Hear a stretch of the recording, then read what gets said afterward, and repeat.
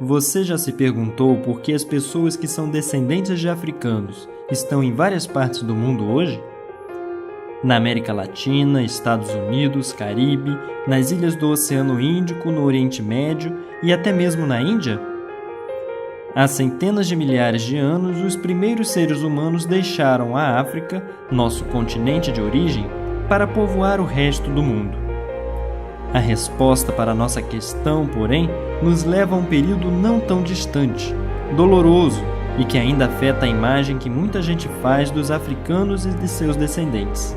A escravidão é uma instituição universal. Em outras palavras, ela existiu de várias formas em muitas culturas e sociedades.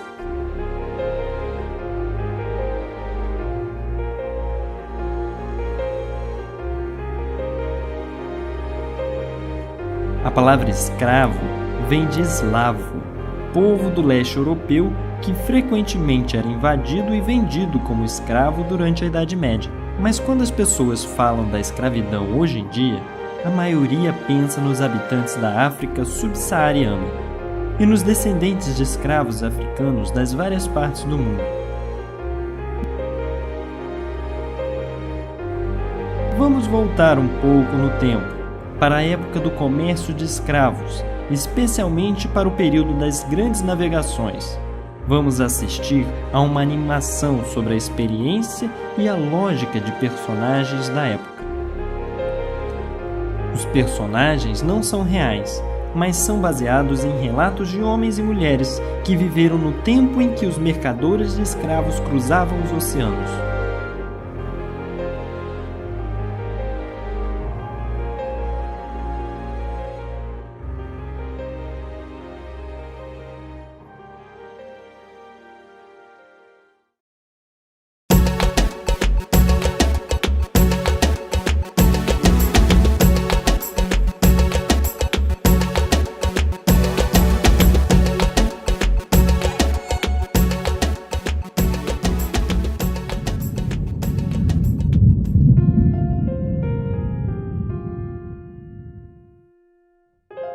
Sr. Brooks é um grande comerciante de escravos de Liverpool, na Inglaterra. Ele vai nos dizer por que se envolveu na compra e venda de seres humanos.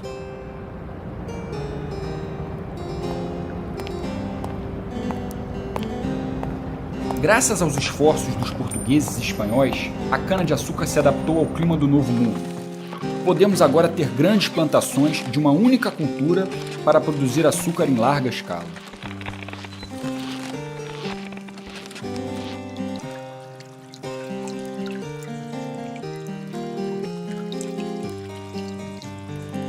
As grandes famílias europeias eram apaixonadas por açúcar, mas o alto preço impedia as pessoas mais pobres de comprá-lo. Então tivemos que reduzir os custos de produção, tanto quanto possível. No Novo Mundo, tivemos a terra certa e o clima adequado para a produção em massa de cana-de-açúcar, mas essa cultura exigia uma grande força de trabalho. Quase todos os índios morreram por causa de doenças trazidas pelos primeiros colonos europeus e pela grande crueldade dos conquistadores. Os poucos sobreviventes eram, em teoria, protegidos pela igreja. Os colonos não poderiam, portanto, explorá-los da forma mais rentável para o seu comércio.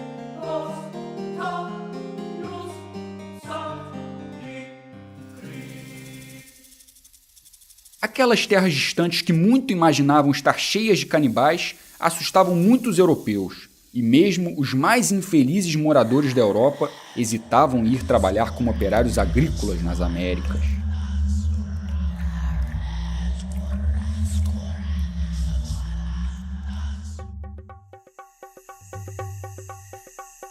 Então, decidimos ir para o continente negro. Nós já mantínhamos boas relações comerciais de longa data com vários reis africanos e alguns grandes comerciantes, com os quais trocamos principalmente marfim, ouro e especiarias.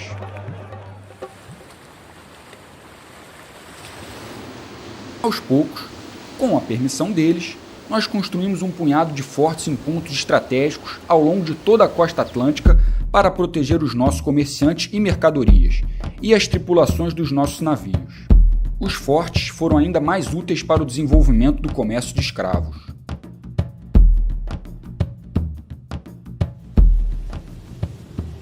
A partir do século XVI, as grandes potências marítimas europeias da época, Portugal, Inglaterra, Espanha, Holanda, França e Dinamarca, começaram a fazer dinheiro neste comércio. Os navios deixavam os portos europeus carregados de armas de fogo, tecidos sofisticados, bebidas e produtos de luxo. Os bens eram trocados na costa africana por homens e mulheres feitos prisioneiros. Eles eram então vendidos no Novo Mundo e forçados violentamente à escravidão. Esses barcos seguiam depois pelo Caribe ao longo da costa atlântica da América do Norte, antes de voltarem para a Europa carregados com açúcar, café, algodão, cacau, metais preciosos e outros produtos. Outros barcos praticavam esse comércio ligando a África às Américas, especialmente o Brasil. Comerciantes, banqueiros, seguradoras e donos de navios tinham lucros fabulosos. O mesmo modelo econômico que foi usado desde o início do século VI até o início do século XX foi o centro do comércio de escravos no mundo árabe e muçulmano. Durante vários séculos, as forças vitais do continente africano foram roubadas para beneficiar outras sociedades que se enriqueciam e se desenvolviam sobre a expulsão violenta e o trabalho forçado de dezenas de milhões de filhos e filhas da África.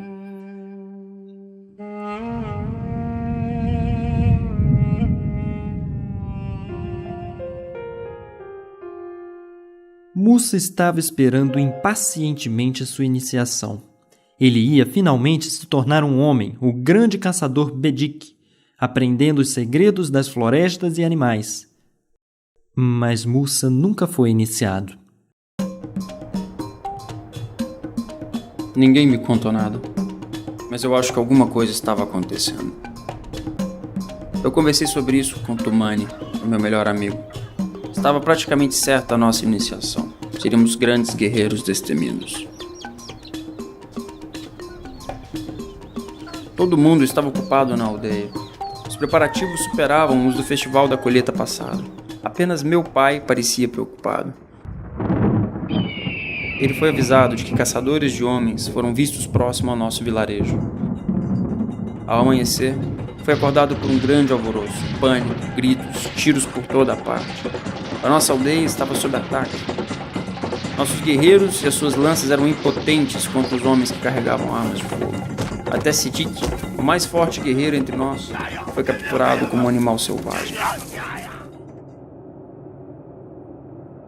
Eu estava preso ao Tonami, por um pedaço de pau colocado no pescoço. Nossas mãos e pés estavam amarrados juntos. Um cavalo tinha pisado no pé do pobre coitado, e ele estava mancando. Nós estávamos exaustos, caminhando há várias luas.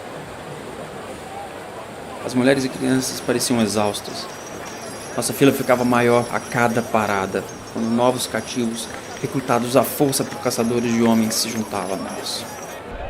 Depois de andar por milhas e milhas, eu vi à distância os contornos de uma cidade enorme que parecia dominar todo o deserto. Deve ter sido Djedje. Meu pai me falava muito dela. Ele me disse, é uma cidade desonrosa, uma cidade onde seres humanos são vendidos.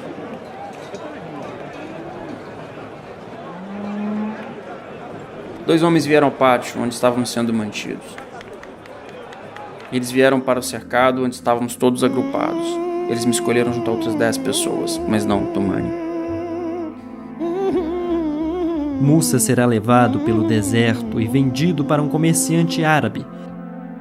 Ele será então castrado para valer mais como um guardião de mulheres. Mas Mussa não sobreviverá à operação. No mundo árabe e muçulmano, escravos eram comercializados nas rotas do deserto, rotas marítimas pelo Mar Vermelho, o Oceano Índico e o Mar Mediterrâneo. 3 rotas marítimas foram usadas pelos comerciantes de escravos europeus: a rota do Oceano Índico, do Mar Mediterrâneo e, em escala massiva, a rota do Oceano Atlântico.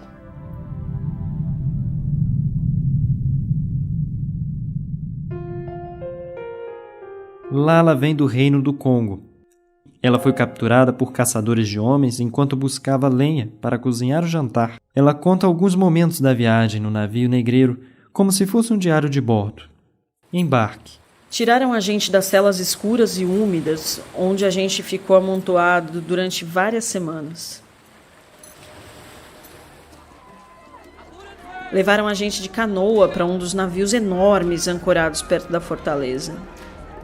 Eu nunca tinha visto nada assim.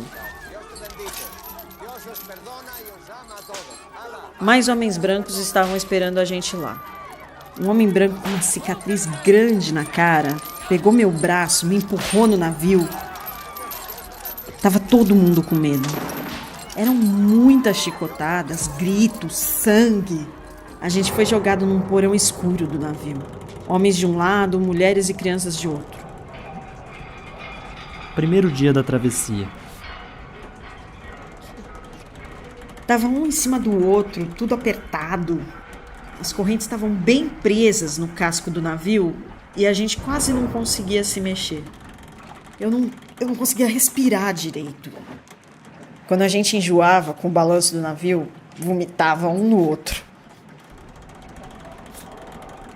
Era um cheiro de vômito misturado com cocô, xixi, suor, tomando conta do porão inteiro.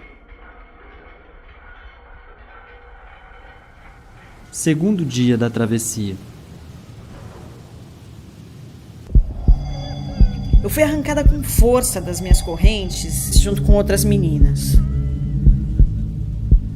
Quando a gente estava no convés, 3 homens brancos pegaram os baldes, jogaram água do mar na nossa cara.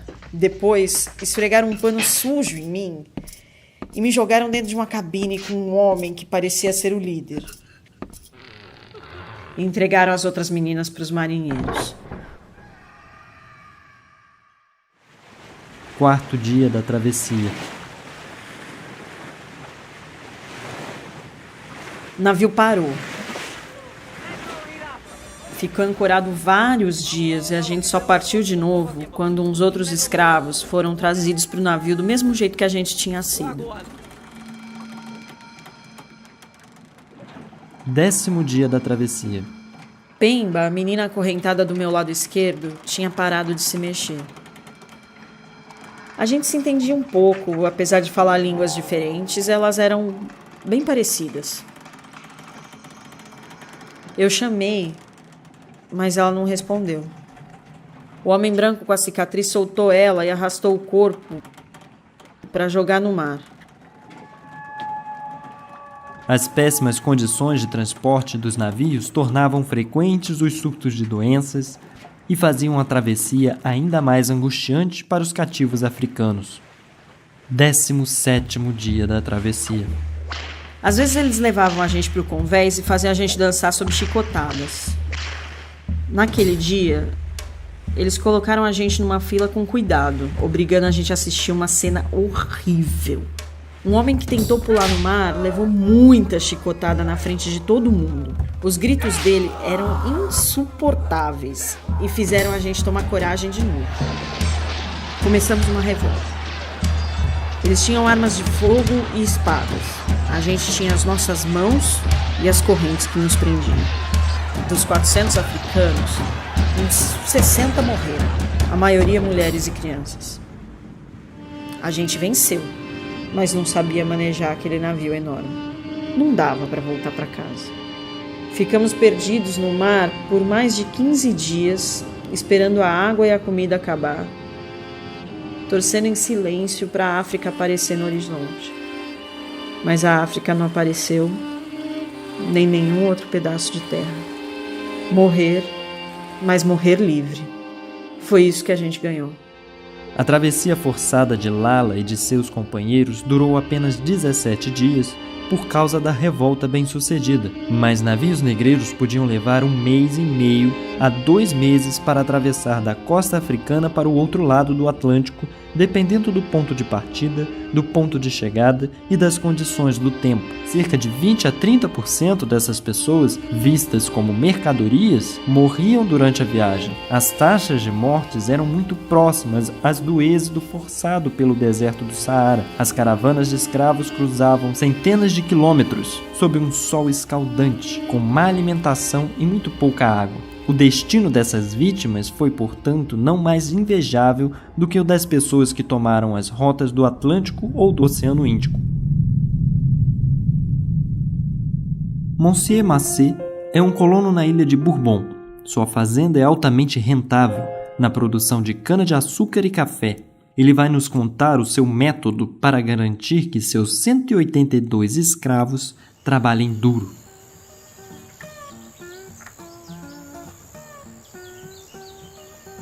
Podia ser café, cana-de-açúcar ou qualquer outro tipo de alimento. A fortuna de nossas colônias tinha como base uma fórmula simples: trabalho escravo.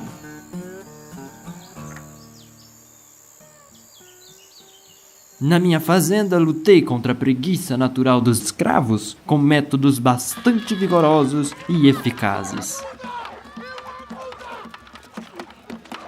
Para justificar a exploração de seres humanos, foi criado o conceito de hierarquia racial. A suposta inferioridade dos africanos será usada para dar uma boa razão para que fossem escravizados e para praticar terror físico e emocional diário, capaz de mantê-los sob domínio e combater movimentos de resistência. Sabíamos todas as artimanhas que os traficantes de escravos usavam para nos fazer pensar que os doentes estavam em boa saúde. Nós enxergávamos e sentíamos a mercadoria boa e ruim, do jeito que realmente estava. Tentavam nos enganar cobrindo de óleo os corpos, mas apertávamos braços e pernas para verificar o quanto os escravos eram vigorosos. Examinávamos os seus dentes para estimar sua idade e assim por diante. Depois de ser comprado, assim como um porco ou uma vaca, era queimado com a marca da fazenda. Nós os transformávamos em cristãos. Eles tinham que esquecer a savana, a vida que levavam antes como mulheres ou homens livres, a cultura, a língua e os costumes bárbaros. Algumas pessoas diziam que os negros não podiam sentir dor e que seus gritos quando levavam umas chicotadas eram apenas encenação. Eu mesmo não acreditava nisso, mas me parecia que esta raça, tão fisicamente robusta e ao mesmo tempo tão fraca mentalmente, devia estar sob nosso controle, como os animais. O Estatuto Jurídico dos Escravos, definido por textos como o Código Noir, o Código Negro, o Código de Escravos de Barbados, tratava os africanos capturados como bens móveis, posses sobre as quais o mestre tinha o controle completo. Os senhores podiam, inclusive, mandar matar os escravos como forma de punição. Esse texto era muito frouxo. Nas fazendas, os verdadeiros senhores tinham que ser muito mais firmes. Eu costumava insistir que, quando houvesse um castigo no campo, os outros escravos tinham que assistir. O chicote podia estalar nas costas só de um homem, mas todos os outros iam sentir o terror do seu senhor e as terríveis consequências da sua raiva. Castigos: 20 chicotadas, marcar com uma flor de lis, cortar o tendão, ser pendurado pelas costelas, açoite até a morte. Tudo isso fazia de mim, aos olhos deles, o mais monstruoso e temível dos homens. E quando eu mandei um para o calabouço, eu quase podia ver o alívio em seus olhos. Parecia querer me agradecer por condená-lo apenas a passar fome e sede durante dias na escuridão. Era por causa do terror que eu inspirava nos meus escravos que a minha fazenda era um modelo e meus lucros estavam entre os mais altos da ilha. Mas todo esse trabalho demorado foi perdido no levante de Saint-Lô, a noite em que minha fazenda foi destruída por meus escravos.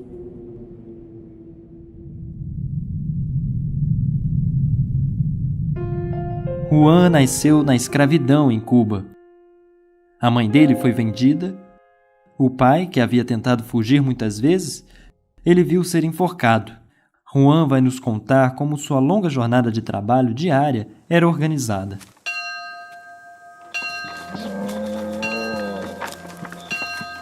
Todas as manhãs, menos domingo, o sino tocava às 6 horas. O caminho até a plantação de cana-de-açúcar era enorme. Meu dia começava caminhando junto com a maioria dos escravos da fazenda.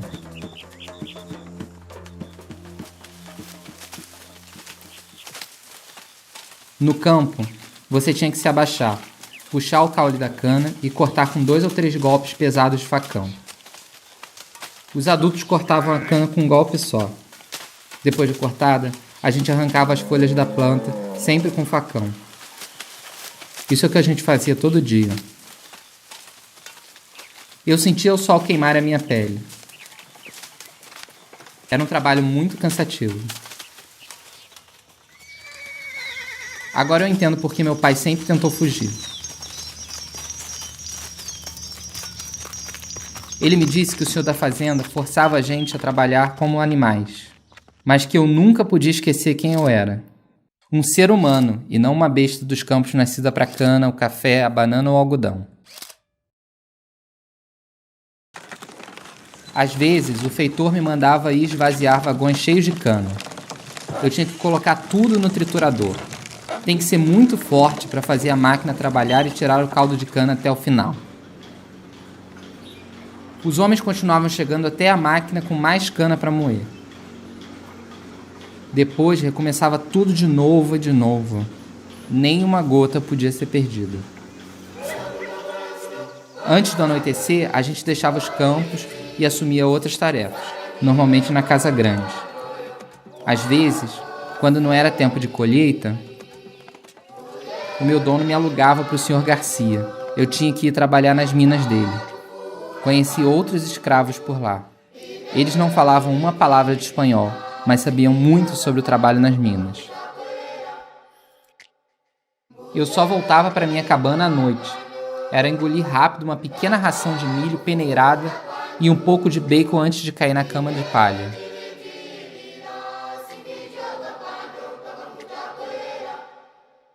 Juan trabalhava em plantações como a maioria dos escravos, mas alguns deles ficavam encarregados de tarefas domésticas na casa grande. Às vezes eu ia com um calo para o rio ajudar a lavar os cavalos. Calo era o motorista do senhor. Ele sempre estava bem vestido. Ele me contou que quando levava o mestre na cidade, às vezes conhecia negros donos de pequenos negócios. Uns conseguiam ser até artesãos. Tinha alguns que eram livres. Mas era coisa rara, porque dificilmente um senhor deixava seu escravo comprar a liberdade.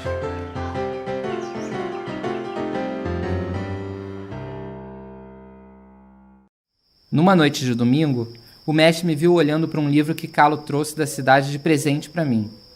O senhor normalmente era bom comigo, mas ficou furioso e pegou o livro da minha mão. Essas coisas não são para os escravos, gritou-me encarando nos olhos. Escravos eram muitas vezes vistos apenas como cortadores de cana. Mas, na verdade, os escravos ocupavam funções diferentes na sociedade escravocrata. Por exemplo, a construção de prédios, estradas, portos, navios ou funções no exército, entre outras. No caso do comércio de escravos no mundo árabe e muçulmano, os escravos às vezes ocupavam funções muito importantes, oficiais de alta patente do exército, assessores pessoais de soberanos. Alguns deles ocupavam até postos importantes de comando. Seja no comércio transatlântico de escravos ou no comércio de escravos no mundo árabe e muçulmano, os homens e mulheres reduzidos à escravidão trouxeram com eles valiosos conhecimentos e habilidades, como o domínio de várias técnicas na agricultura, construção, navegação fluvial, mineração e metalurgia. Dessa forma, eles ajudaram a exportar as habilidades e tecnologias africanas para os países que os exploraram.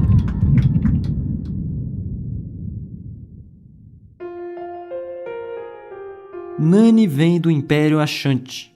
Quando criança, ela foi capturada, vendida e enviada para as Índias Ocidentais Britânicas. Seu único pensamento desde que chegou tem sido fugir para as montanhas azuis, sinônimo de fuga e liberdade.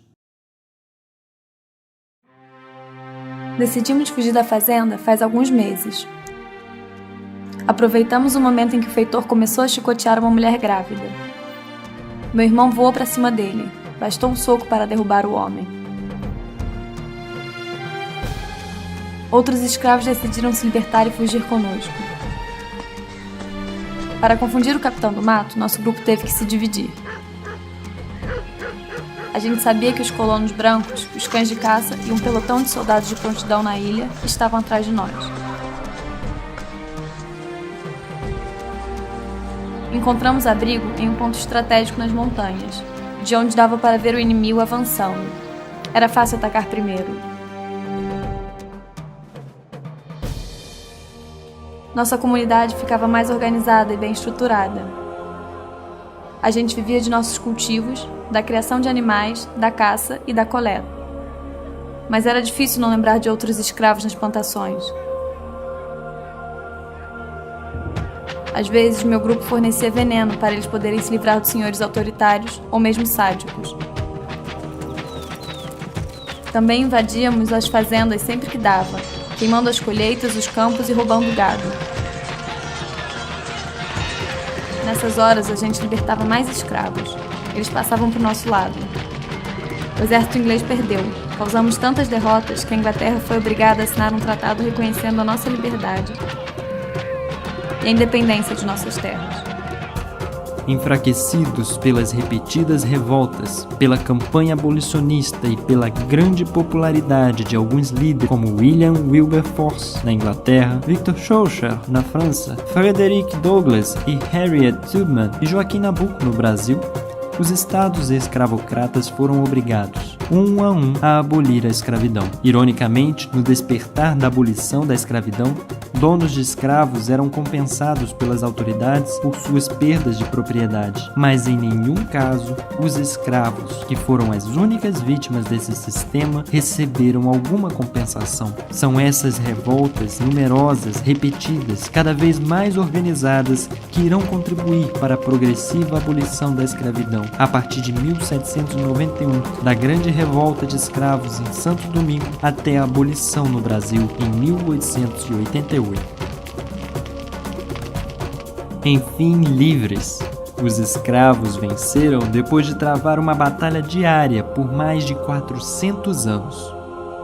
Das aldeias africanas para os porões dos navios negreiros e plantações, esses homens e mulheres constantemente se revoltaram, protestando contra uma situação de vida desumana.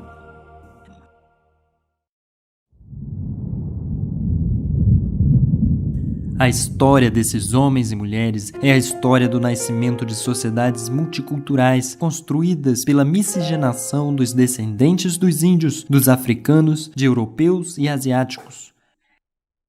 É a história da música que nos movimenta e que ouvimos todos os dias: blues, salsa, samba, maiola, hip hop, reggaeton.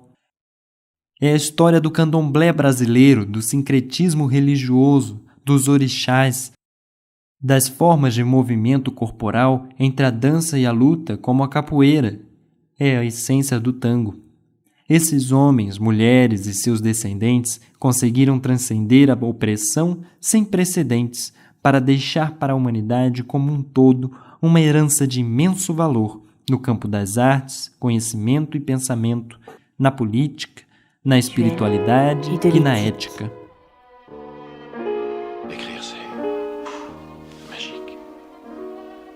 Tu n'as pas eu ce sentiment? Je me souviens quand Rosa Parks se rebella dans le bus à l'heure de la lutte des races, noir est le fruit de l'arbuste. Je me souviens de Martin Luther King et son rêve, dans lequel les hommes seraient égaux et prêts pour la trêve. Je me souviens de Marcus Garvey, le prophète man, de Malcolm X et de Nation of Islam. Je me souviens de Muhammad Ali et de sa frappe légendaire, un brave avec un fort caractère. Je me souviens quand Jordan s'éleva dans les airs, quand Usain Bolt fendit le vent et la poussière. Je me souviens du roi Pelé, de son jeu ensorcelé, de son talon à pousser le ballon dans le filet. Je me souviens de Telly, carrure impressionnante, un guerrier olympique qui peut te laisser dans la tourmente. Je me souviens aussi de Miles et de son jazz enflammé, de Jimmy et de sa guitare endiablée. Je me souviens de B.B. King et de ses airs swing, de Bob Marley cause I wanna jamming. Et Kampai et Imbra, tels les Dos Gardenias, sa mélancolie cubaine, tu couches même ton carré d'as. Sur un son de Michael, le roi de la pop, ou de James Brown dans son play dans le hip-hop. Je me souviens de Madame Morrison, récompensée pour sa plume, les belles lettres résonnent, la tête dans l'enclume. Je me souviens de Hughes et du Grand Dumas, de bons hommes au bon cœur qui avaient de bons karma. Je me souviens du candomblé ou encore du vaudou, religion doublée d'un rite transcendantal assez fou. Là-bas je vois des gnawas qui survivent dans ce dawa et les révoltés qui dansent sur un air de capoeira. Je me souviens de Basquiat et de ses belles prouesses, le hip-hop remplace pour ses lettres de noblesse.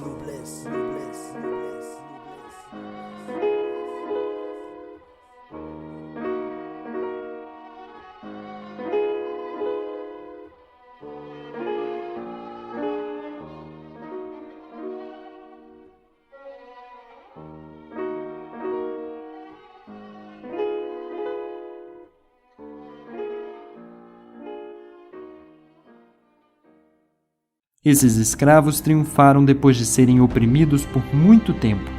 Eles responderam à violência e à vida desumana com resistência. Resistência física. Incontáveis revoltas como a do Haiti, primeira república a aplicar a universalidade dos direitos humanos. Resistência diária através de 1000 truques para minar o sistema escravocrata e, principalmente, resistência cultural através da dança e da música, da religião e da língua. Eles provaram que a falta de humanidade e a barbárie não eram características daqueles escravizados por meios da violência, mas dos opressores.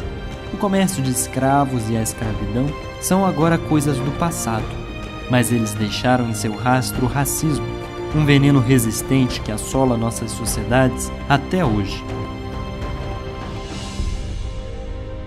Desde 2001, o comércio de escravos e a escravidão são reconhecidos como crimes contra a humanidade no direito internacional. Mas isso significa que a escravidão não existe mais? Será que não tomou outras formas, menos evidentes, enquanto ainda transforma seres humanos em propriedade uns dos outros?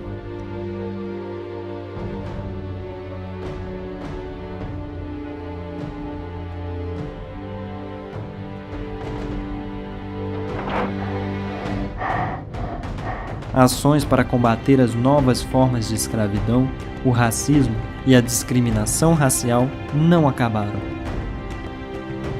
São tomadas todos os dias em grandes organizações internacionais, como a Unesco, e até mesmo no pátio da escola. Uma coisa é certa, todos nós podemos fazer a nossa parte, e assim ajudar a fazer do mundo um lugar mais justo. It's enough, let me free. Please let me free. Oh, let me free. Oh, let me free. Oh, oh, please let me free. Oh, let me free. Oh, let me free. Oh, oh. Do you hear the bullet shot by the soldiers, running through the crowd and being in tears? Do you hear the mothers crying, their children lost, walking on a mine, howling gust, gust, howling gust, gust, gust, gust, gust. Let me free, it's enough. Please let me free. Oh, let me free. Oh, let me free. Ah, oh, please let me free. Oh, let me free. Oh, let me free.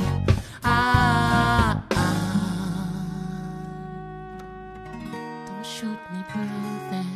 Oh, don't shoot me, brother. Don't shoot me, brother.